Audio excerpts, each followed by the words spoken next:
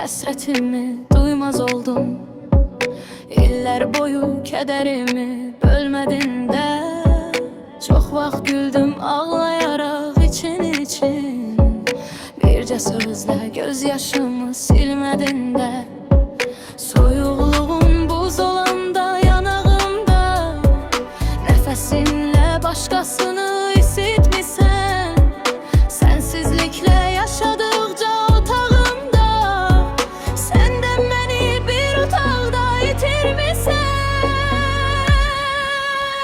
Bəs bilmirdin həsrətinlə ürəyimə, həsrətinin əvəzinə daş asırsan.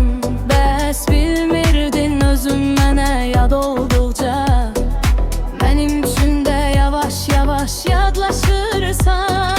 Soyuqluğun buz olanda yanağımda, nəfəsinlə başqasını isitmisən. Sənsizliklə yaşadıqca otağımda, sən də məni bir otaqda itirmisən. Yad baxışlar dikilibdir gözlərinə, sənsə mənə peşman qəlbi gətirmisən. Necə verim sabahımı, necə sənə, sən ki mənim dünənimi itirmisən. Nə deyim, nə bir ummandın mənim üçün, heç xəbərin olubmudu ürəyimdə. Damla kimi yaşadıqca özgə qəlbdə, gözlərimdən damla-damla süzülmüsən. Bəs bilmirdin, unuttun bu günü, bir gün yenə bu ocağa dönəcəksən. Bəs bilmirdin, dodaqlarda alışanda, mənim üçün ürəyimdə sönəcəksən. Nə deyim, nə günahını qaytar mənə, ürəyimdə yanar bir ot söndürmüsən.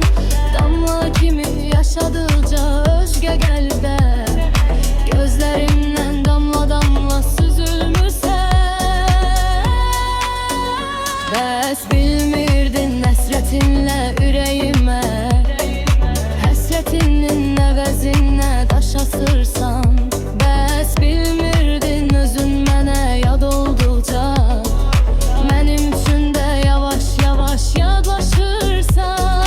Soyuqluğun buz olanda yanağımda, nəfəsinlə başqasını isitmisən. Sənsizliklə yaşadıqca otağımda, sən də məni bir otaqda itirmisən. Deyirsən ki dəyişmişəm, yadlaşmışam, səsimdə də bir o gəyilik duydum mənim. Unutma ki, ögeyilim, yadlaşmağım həm günahın, həm cəzandır indi sənin. Həm günahın, həm cəzandır indi sənin. Özün günahkarsan, özün günahkarsan, günahkarsan.